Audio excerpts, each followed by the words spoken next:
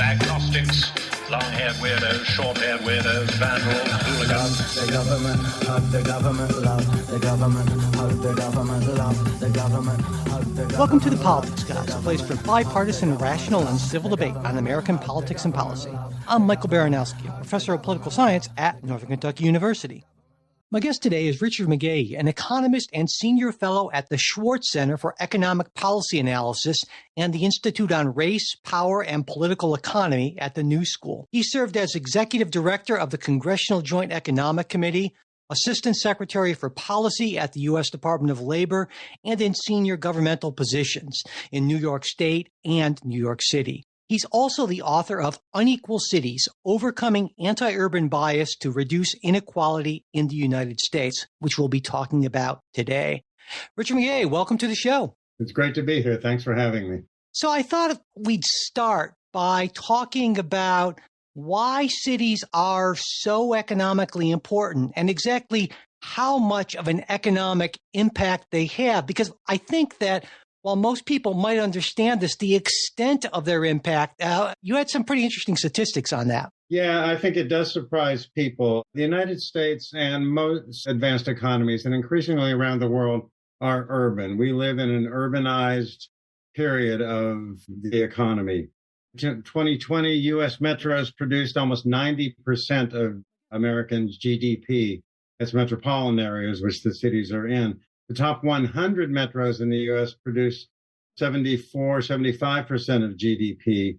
The majority of output in 46 of 50 of our states comes from metropolitan areas. So cities and the metropolitan areas around them really are the economy.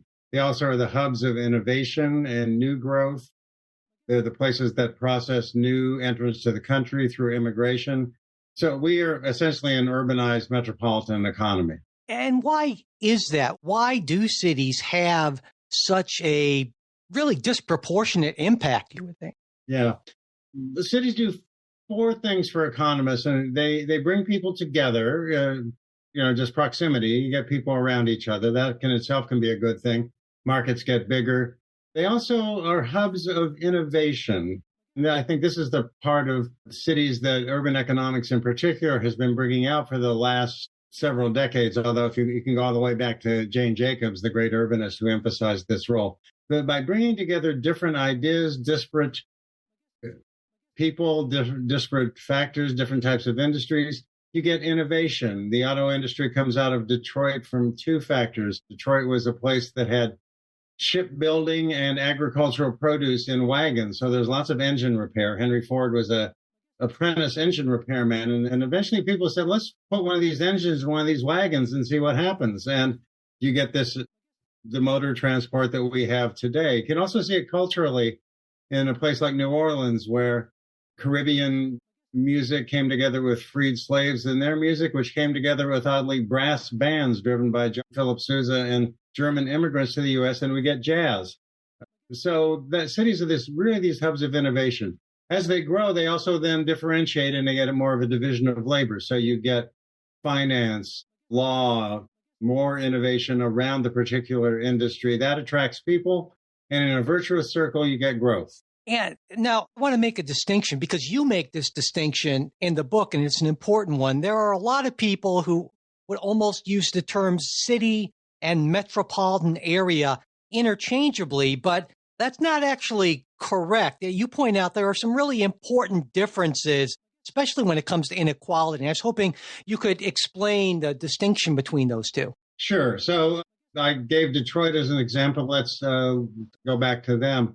There's the city of Detroit. There's the metropolitan area of Detroit. And then we use Detroit as a shorthand now for the auto industry, at least for the American auto industry, even though the production plants of American-owned auto companies are spread all over the country by now. So the city of Detroit at the center is ringed by a large number of governments in the metropolitan area. The economy is regional and metropolitan. The economy doesn't need to confine itself to a political boundary. But the form we've evolved in the United States, and this is a central theme of the book, is to hem in that central city that has all those economic effects I talked about before, innovation, bringing people together, a division of labor. It hems in the city with a ring of often hostile, often racially different and whiter suburbs.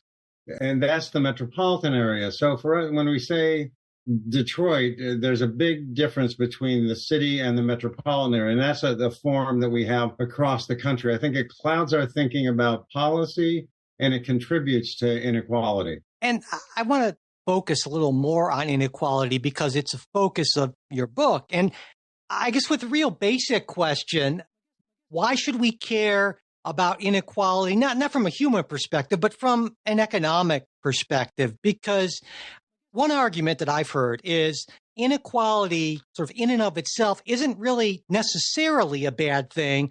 And we really need to look at something more like, I don't know, standard of living. You use an example in the book. You talk about that $135 million penthouse apartment at 432 Park in Manhattan. And obviously there'd be a lot of inequality between whoever happens to be living there today and me, but I'm doing okay. And that person's obviously doing great. So why is inequality even a thing, I guess? Yeah, I'm not arguing for absolute equality. There's really no such state that we could achieve. It would be too hard and costly to obtain it. But that it's the degree of inequality and its persistence that are the problems for the United States and I think for the rest of the world now. But the book is mostly about the U.S. Inequality is it's skyrocketed, so it's getting much worse. It's not getting better.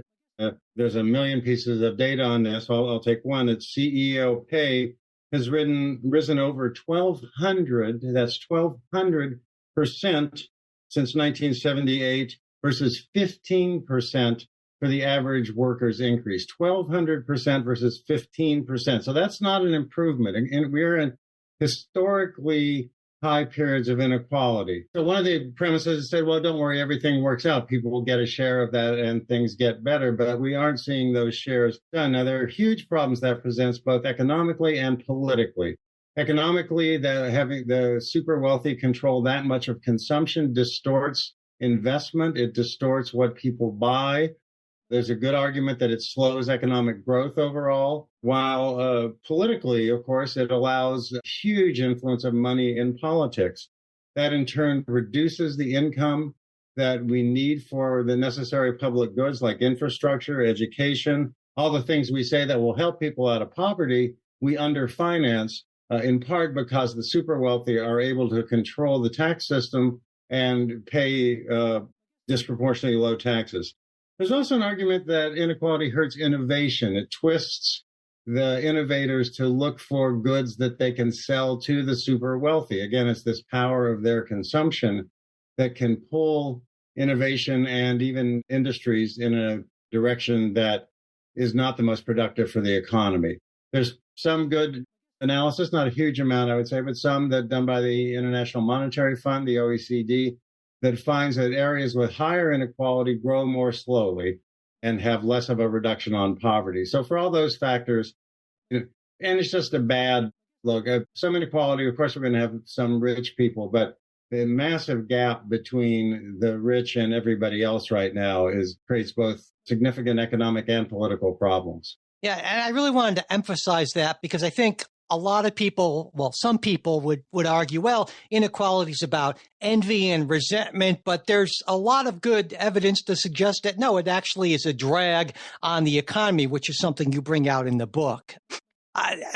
Another argument some people have put forward is, well, of course, there's inequality in cities, but that's actually a positive thing in a weird way, because if cities are such economic engines, well, then poorer people are drawn to cities. They come there, they do better, they move up the ladder. And then, of course, as they do better, then more different poor people move in. And so inequality in that sense would be an idea that the system's actually working.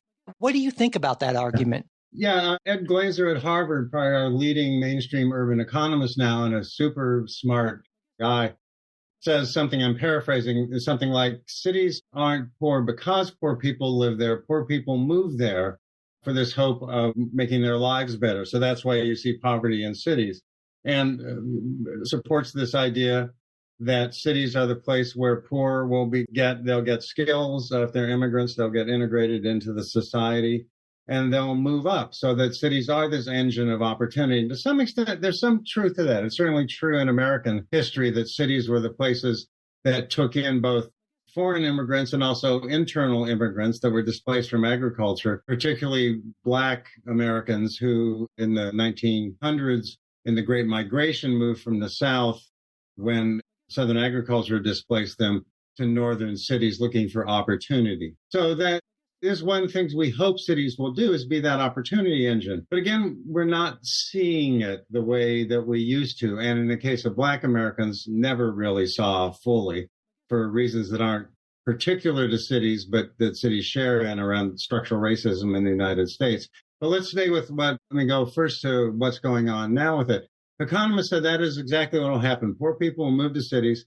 They'll get better skills. They'll get better jobs. These job growth will attract them, and they'll move up. And over time, inequality will diminish.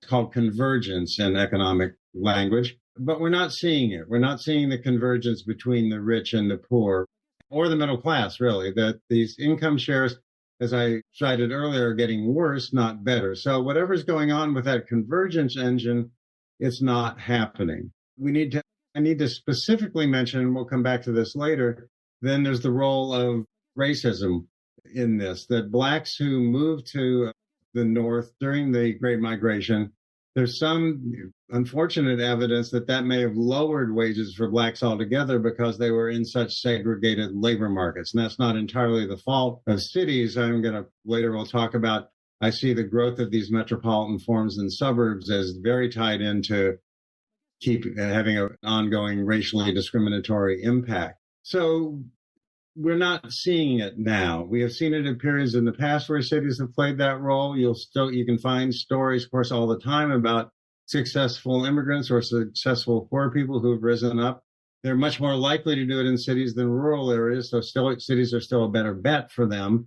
But we're seeing the slowdown of that role that cities have played in generating more equality. And if I understand correctly, it's not just that inequality is bad for a number of reasons. It's a real thing. But your argument is that in large part, it's a function of policy choices that have been made, and policy choices that are very anti-urban in nature, which on the face of it seems kind of strange, because if the cities are where the economic growth is, where the economic power is, you would think that just the reverse, that policy would be oriented toward those areas. But that's not really the case, you found. And so maybe you could talk about and this is a very broad question, but what are sort of the ways in which policy has become anti-urban in nature? What's driving that? Yeah, this probably will be.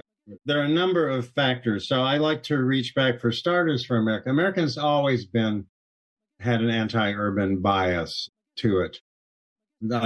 Thomas Jefferson, the great founder, the writer of the Declaration of Independence, one of the founding fathers, said in 1800, quote, "I view great cities as pestilential, the morals, the health, and the liberties of man. Those who labor in the earth are the chosen people of God, while the mobs of great cities are like sores on the human body." So that's wow. Strong language, right? Yeah. And you might say, well, Jefferson's he's a old-time slaveholder, so agriculturist, you might expect that. But it wasn't uncommon. George Washington said the tumultuous populace of large cities are ever to be dreaded. Now, they were partly scared of the French Revolution and what was happening in Paris at the time.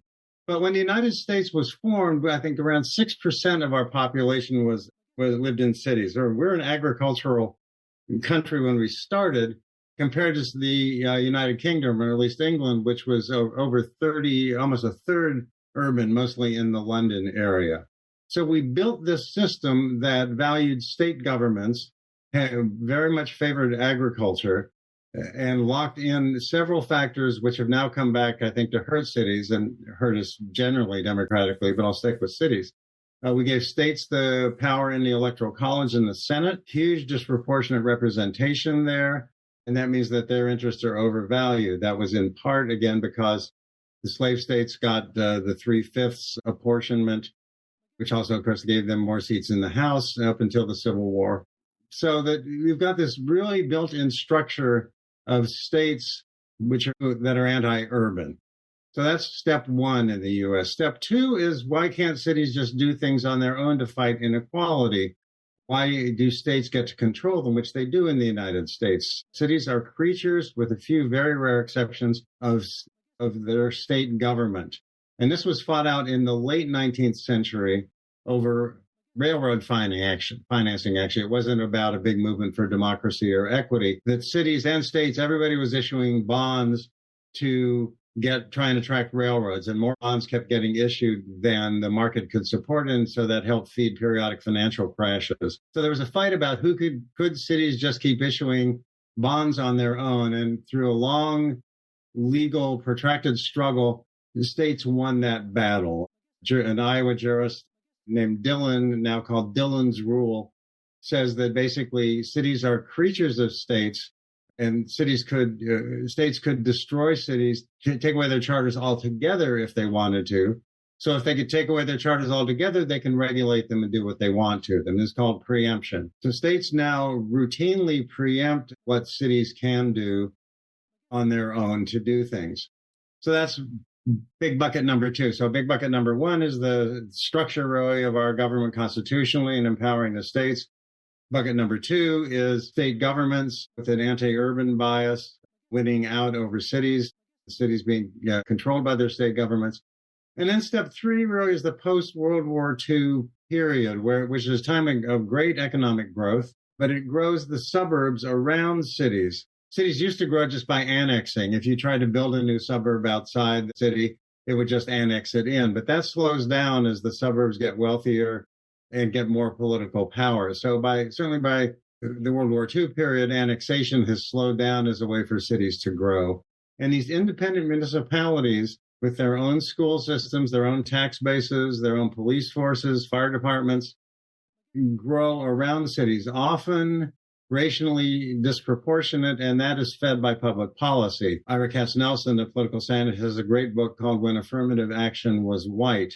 And he goes through the GI Bill. On the one hand, one of our great historic moments for public investment, for equity, for sending people to college, and for helping them buy houses. And Katznelson gives you details about how racialized the GI Bill was. For higher education, it was administered by Jim Crow segregationist states in the South. So if you were a black veteran in Virginia, you couldn't go to the University of Virginia. You were sent to a much more inadequately funded and resourced school. But in housing is really the pernicious place where this hits, at least for cities. Mortgages guaranteed by the federal government, great work by Richard Rothstein in his book, The Color of Law, demonstrates that these mortgages were for single family homes, not for multifamily, and they had racially restricted covenants in them that were allowed to be put in them. That you could not get a mortgage in many of these suburbs if you did not sign a contract that forbade you from reselling the house to a black person or a non-white person. So as well as our growth of roads and automobiles and the stifling of mass transit, what that did, I'm sorry this is going on too long, that did was really make our education system, which was already biased against the poor and especially against blacks, really segregated. We finance education in the United States through local property taxes. The wealth of these suburbs allowed them to have very good schools, while the cities' tax bases fell. Federal government withdrew spending in a lot of cases. And the city, still the driver of the regional economy, still the source of that prosperity that those suburbs are living off of, does not share equally in the returns and the taxes from it. So those are three big things: that we have a constitutional bias against it, our states have a long-standing anti-urban bias, and metropolitan growth patterns where one regional economy is broken up into often literally hundreds of governments that are different or hostile towards the city at their center. I guess this has a particular resonance for me because I grew up living in the city of Cleveland, and now I live in the city of Cincinnati. And it seems to me I've witnessed what I guess I would call sort of the hollowing out of the actual city and city government and city services, while all around me there were wealthy suburbs. And that seems to be exactly the sort of thing that you're talking about, right? Absolutely. That is our metropolitan pattern in the United States and fed by public policy. Obviously, people make choices about where they want to live. They weren't forced to go live in suburbs, but the deep subsidy on home mortgages, the deep subsidy on transit, everything from road building to gas prices to automobiles, and the parallel lack of spending, lack of investment in the core cities. So Cleveland I gave a talk at Cleveland State recently, is a 5-county metropolitan area with over 167 local governments and probably a lot of additional special districts like water districts or park districts or other sorts of things. So you have this enormous fragmentation in what is one single regional economy, and that's inefficient and also disproportionately unequal. And in the book, you actually look at some specific cities, 3 actually, New York, Los Angeles, and Detroit. And I want to get into what you found. But before we do that, can you talk a little bit about why you chose those 3 cities to take a closer look at? Yeah. So when I started writing the book, I wanted to see, well, I kind of know I want to document this lack of support for cities in policy. So are they really unable? What can they do on their own? My initial working title for the book was On Their Own. What can cities do on their own to fight inequality and grow their economies? And so those 3 cities are all places that tried to do steps to fight inequality. New York, historically, for a long time, being the hub of immigrants and immigrant politics in the United States. Detroit, when the auto industry was booming in the 50s, absorbing a lot of Black, but also poor white workers from the South, with a very union-driven focus from the United Auto Workers. And then Los Angeles, more recently in the 1990s, after the Rodney King riots, had a very strong movement to try and address inequality socially and economically. So I took those 3 because they all tried to do something about inequality. I have to say, I ended up in the book more skeptical, sad than when I started, because I don't think that any of those cities are able to move the needle on inequality significantly on their own, even though they've tried hard. And that's what I wanted to get into. I mean, were there any things you could point to that maybe looked promising or were at least marginally successful, or if not, what got in the way of these efforts? Sure. Actually, no, all of them did do some successful things, but they were stopped by, I think, larger structural factors. Some of it is if you live in the United States, you're living in a society that's kind of tilted towards inequality. We care more about inflation than we care about job creation historically. So that the macro policy of the Federal Reserve and other places, cities can't control it. We don't have national healthcare systems, unlike any other, virtually every other advanced capitalist democracy. That's a huge expense, and again, the problems fall disproportionately on the poor. Our schooling and education are locally controlled and financed. We don't have national education systems. But these, as I talked about before, the way we finance schools advantages the suburbs and disadvantages the cities. So there are a number of overarching structural factors that make it hard for cities to do things. New York did try and had some success for quite a while when it was a pretty thriving, unionized, manufacturing-based city, although the manufacturing jobs weren't great. They were garment jobs. But they did do a lot of work in that way. Built subways, built a lot of public housing, and had other benefits. Where New York broke down famously was that they couldn't keep the spending up. The spending ran outside of their tax base, and in the mid-1970s, New York didn't formally declare bankruptcy, but the bankruptcy papers were sitting on the mayor's desk, ready to be signed the next day. They constructed then the famous fiscal bailout in New York. So in effect, New York went bankrupt, but it didn't officially. So I can return to that. Sorry, let me do the 3 real quickly. Detroit grew very rapidly off the auto industry in the 1950s. Fewer Black worker compared to, you got the highest rate of, or second highest rate of pay in the United States compared to other cities. If you were in Detroit, that's because of the auto industry and the effects of the UAW and the auto workers union. You still were disadvantaged if you were Black compared to white workers within the union. You still had worse jobs. Detroit and Detroit also, then the economic development happens. Again, this is one of these places where the metropolitan city thing comes in. We say, oh yeah, Detroit auto industry.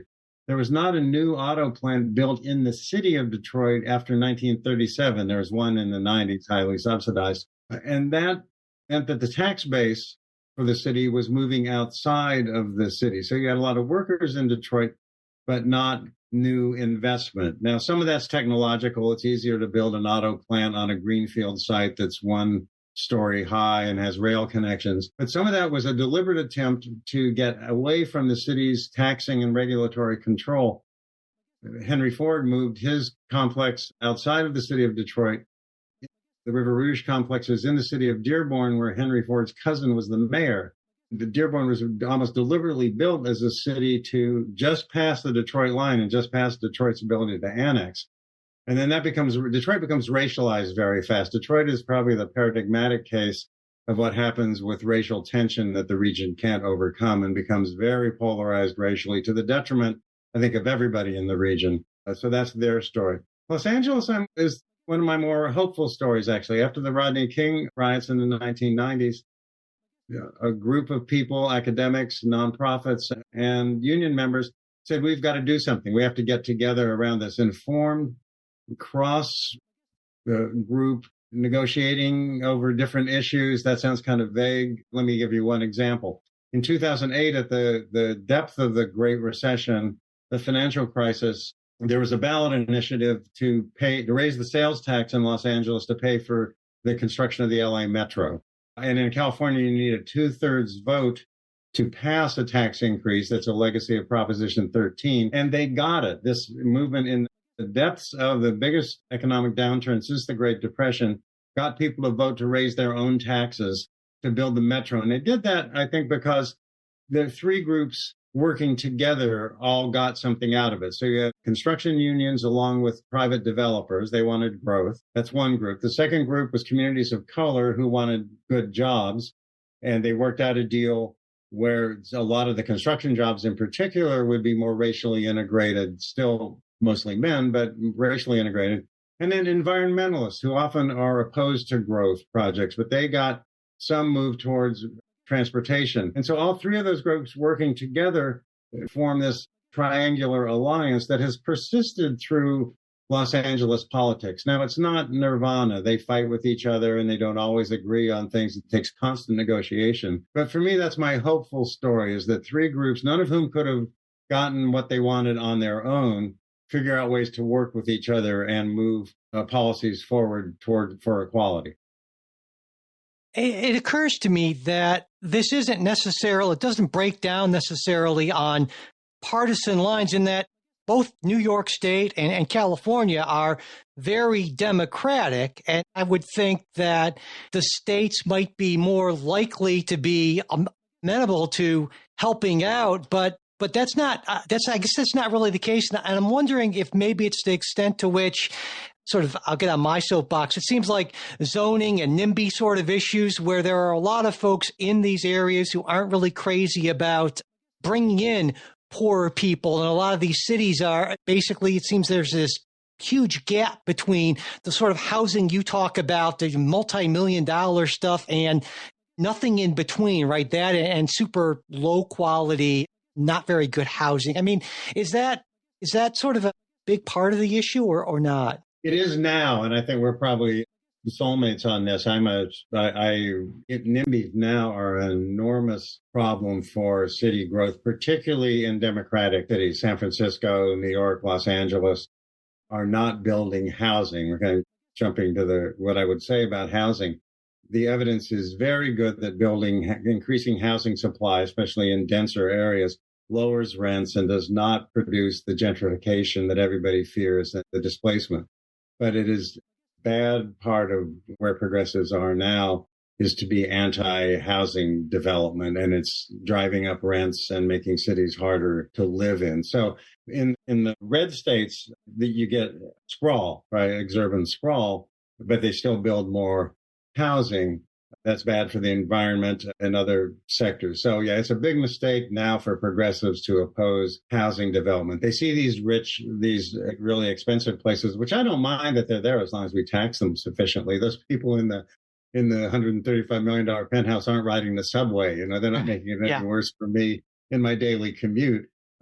We probably undertax them. That's another story. But we progressives now misread problem with housing and are wrongly opposing housing construction. That is the problem. It wasn't a problem so much in the periods I'm talking about, but it is becoming an increasing problem now.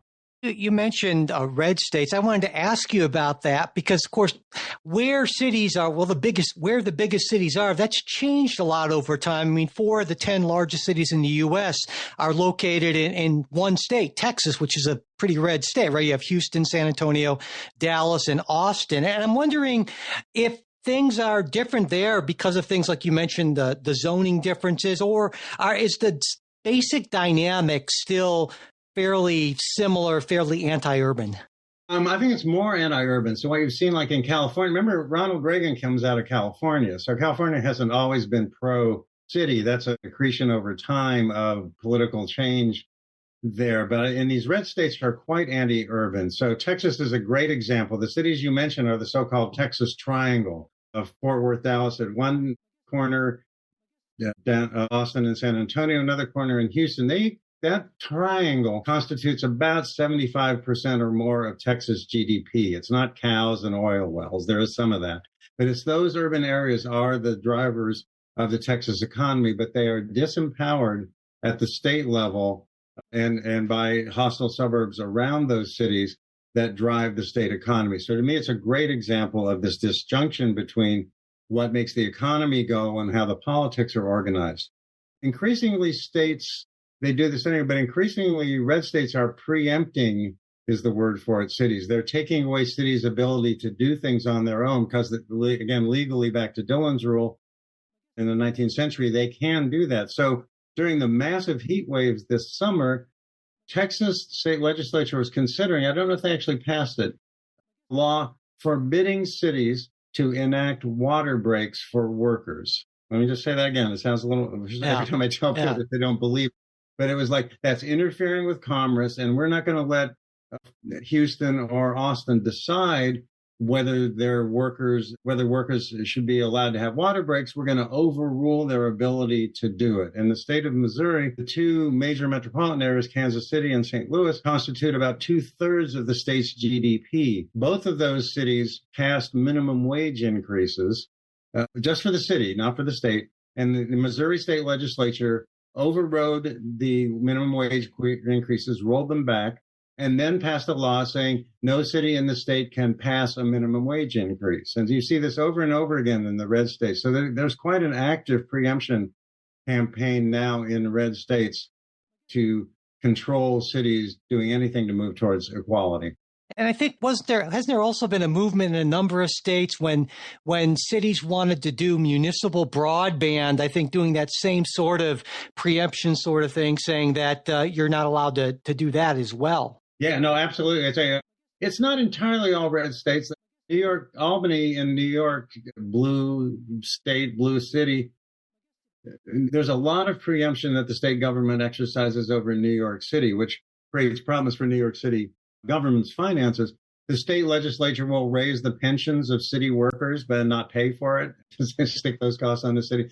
So it's not exclusively a red state problem, but it's much more exacerbated now in the red states. There was a small town in Texas, I'm forgetting the name, where a Republican mayor wanted to ban plastic bags, or at least charge for them in stores, because he said it's really messing up our town. As a Republican guy, and the state legislature passed a law preempting no city can do that. They can't preempt plastic bags. So it's a big challenge to cities who want to act on their own. And I think this is one of the things that I hadn't realized when I went into writing the book that really stood out for me, is the powerful role that states play in our federal system and the particular impact they have on cities. One thing I've heard a lot of folks on the right say is that the real problem with cities is that they're one-party, Democratic-controlled systems, and because you don't have any real meaningful political opposition, you get essentially what we see in almost any one-party system. They're inefficient. You get this sort of arrogance of power. They're mismanaged. There's a lot of corruption, crime, all of these things that they link to basically the lack of accountability because there's a lack of competition. And I wanted to get your take on that. I think there's something to it. I believe it more from those critics if they then looked at their own red state governance and said, gee, it's our party dominates the state legislature and dominates all these suburbs. And what we need is more fairly drawn legislative districts to have fair competition. I think there's something to that, but it is not exclusive for democratic cities. But let's stay with the inefficiency and mismanagement problem. That is a challenge, I think, in any one party governance system, but it's not the main explainer of city problems. So let me go back to Detroit. When as racial disharmony in the region grew and grew in the 1980s, mayor got elected in Detroit. Coleman Young was his name, a kind of black nationalist rhetoric guy, had been actually a communist union organizer in his youth, got into power, and just was a fierce critic of the white suburbs around him, who returned fire on him in very graphic ways in this polarization. But Coleman Young, this black nationalist talking mayor of Detroit, balanced the budget. He balanced the city budgets 3 or 4 years in a row by laying off mostly black city workers, and still couldn't get any aid from the state, couldn't get financing, couldn't get assistance. In fact, the state broke some promises to Detroit after Young's term about if Detroit enacted tax cuts, the states would then compensate them with revenue, and then didn't. So there's something, you could get corruption and mismanagement. It'd be great to do away with it. I'd like to have more fair elections everywhere, but that's, I think, not the main explainer of city problems. So let's turn to possible solutions. I mean, given that this is clearly a problem and it's harming us in a lot of ways, what do you see as a path, at least a potential path forward? What sort of things can, presumably cities acting on their own can only go so far. So how do we coordinate cities, states, and the federal government? What sort of things do you envision as a way to be potentially effective to minimize the problem of inequality and anti-urban bias? Well, my blue sky idea, which is just, it's a thought experiment because it can't happen, but it illustrates the challenges of our current system. Some geographers in 2016 mapped all of what economists call commuting zones, just trips people took for business, and they identified economic clusters in the United States. And in the lower 48 states, they produced this great map that had about 52, I think, economic clusters accounting for almost all the commuting trips in the United States, 98% of them. And then they gave them names, and they weren't along traditional state lines. They were centered on metropolitan regions and cities. And I thought, gee, what if you just got rid of the states and instead we had 50 city states, right? Just if you think about it for a second, there'd still be Republicans and it wouldn't be some kind of socialist nirvana, but you'd have a lot different politics than you have now on a variety of dimensions. And so I offered that thought experiment, wishful idea that can't happen, but a way of thinking how misaligned our politics and our economies are now. Okay, but we have that misalignment. We're not going to change the Constitution and get rid of state governments. So what can they do? First, I think there's both things cities can do internally and then in regional cooperation. So let me start with the internal work. Cities, particularly cities that have some growth going on in them, the Texas cities, Los Angeles, New York, need to, one, support more development. This anti-development urge, both in housing and in economic development among progressives, is a mistake. You should look to Los Angeles, where one of the things that this movement I talked about pioneered are things called community benefit agreements. Very often these projects, economic development projects, will get tax breaks from the city, or they'll get infrastructure, or they'll get favorable land terms. And Los Angeles said, okay, we'll give you those breaks, but we want meaningful contractual obligations that this benefit we're giving you, the company, will produce jobs for us or will produce a net economic benefit, and those are going to be enforceable. So those community benefit agreements, I think, have worked quite well in a number of cities. It is another layer of regulation on development, and you can get too out of control trying to layer things on. But I think that's one thing they can do. There are things that they should stop doing, giving targeted tax breaks like opportunity zones or enterprise zones to particular poor neighborhoods in cities. On the idea that you're going to attract capital investment is a bad idea. The research shows it doesn't work. It gives rich people a tax break, but doesn't produce the jobs that you want. You're much better off these labor markets aren't neighborhoods. They're regional. Tim Bardick at the Upjohn Institute is probably our best thinker on this right now. The things that cities can do in regions. He would have employment vouchers, training vouchers that poor and underemployed people could use throughout the region. What you want to do is improve the housing where the poor people live, but not try and force economic development and business development into those neighborhoods. It just doesn't work. We want to make people more mobile and participate in the regional labor market. That also brings you to a second thing cities can do. One, of course, improve their basic education, but also their workforce development systems through community colleges and elsewhere.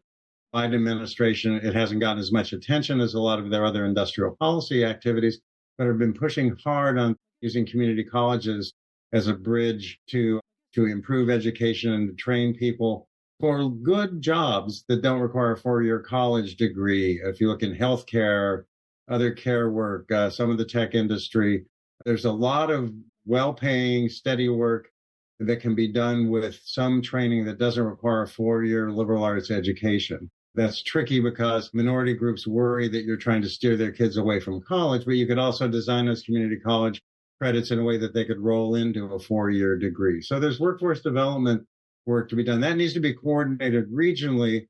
The federal government could break down that each of these little cities and towns in the metropolitan area has its own workforce development board and get separate streams of money from the feds. That ought to all be consolidated or at least coordinated. Same thing with transportation policy. And then the third big thing they can do is housing.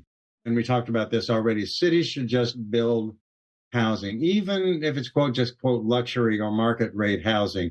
Although if you have a strong market, you can attach affordable housing goals for people. We don't have the funds, and cities aren't going to get them anytime soon, to build 100% subsidized public housing. So what you need to do is leverage the market and get affordable housing as part of the overall market rate housing that's being built. Negotiate hard for high set-asides to get that, but don't let the perfect be the enemy of the good. Leverage demand for housing and include affordable housing as a component of those housing projects. Also look for better jobs. Construction unions, which some of them had a very bad racial history in the United States, are much better now about inclusion. New York City's building trades and New York City's unions generally are led by a guy named Vinny Alvarez, who's very focused on bringing non-traditional populations into unions. Actually, New York unions have a lot of that now. Los Angeles did that with the metro construction.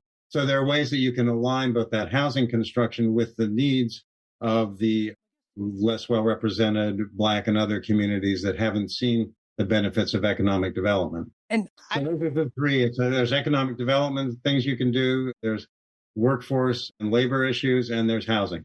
And so all three of those things obviously present some significant political challenges. And I always like to close on at least as optimistic as possible note. I know you said that kind of going into this, you maybe were more optimistic than you ended up. But if you could point to any one thing that you actually see happening that's a cause for optimism, what would that be? I would still look at Los Angeles. Los Angeles has problems.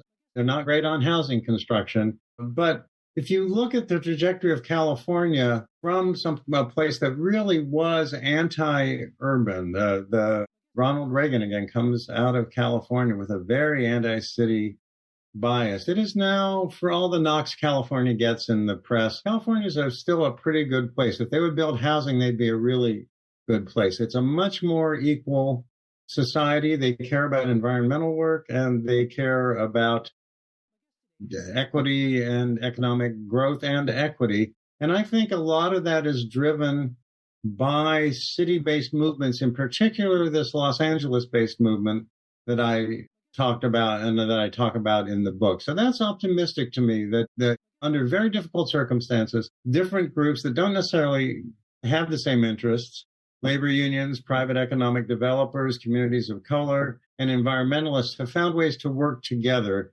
and get things that benefit all of them. So that's my hopeful story, that we'll see more of that, because I think cities will remain the drivers of the economy. There's a little bit of dispersion of jobs now with the rise of working from home under the pandemic, but that's within metropolitan areas mostly. People aren't scattering across the country. So the metropolitan areas, I think, will still be the drivers of economic innovation and growth. And places, and this hopeful case of Los Angeles, to me, again, not perfect, but a hopeful case, are ways that different groups have gotten together to make sure that the benefits of that innovation are more equitably shared. All right. Well, on that hopeful note, we will close. Richard McGay, thank you so much for taking the time to talk with me today. Oh, thank you for the time. Thanks for letting me expand on some of these ideas, and I really appreciate the opportunity. Thanks for listening to this Politics Guys interview. If you're not already a supporter of the show, I hope you'll consider becoming one, because without our supporters, we wouldn't be able to do this. And when you become a supporter, you get not just that warm, fuzzy feeling knowing that you're supporting a good cause. I like to think we're a good cause, but you also get stuff like ad-free versions of everything we put out. You get our supporter exclusive midweek show, the full length of that, not just the preview. And you also get to be part of our Discord group if you want. And there's always some interesting conversations going on there. At the $10 a month level or more, you get to actually be part of the episodes Jay and I do, if that's something you're interested in. So there's a lot of stuff, is what I am saying. And I hope you'll consider checking it out. And to do that, just go to patreon.com/politicsguys. If you want to support us on Venmo, we're at Politics Guys. You can also support the show through PayPal.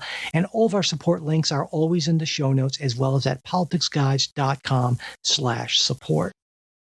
And as always, I want to close with a very special thank you to our wonderful executive producers, Bruce Johnson, Wilma Moreno, Andra Masker, Daniel Toe, Ryan Beasley, and Don Oglesby.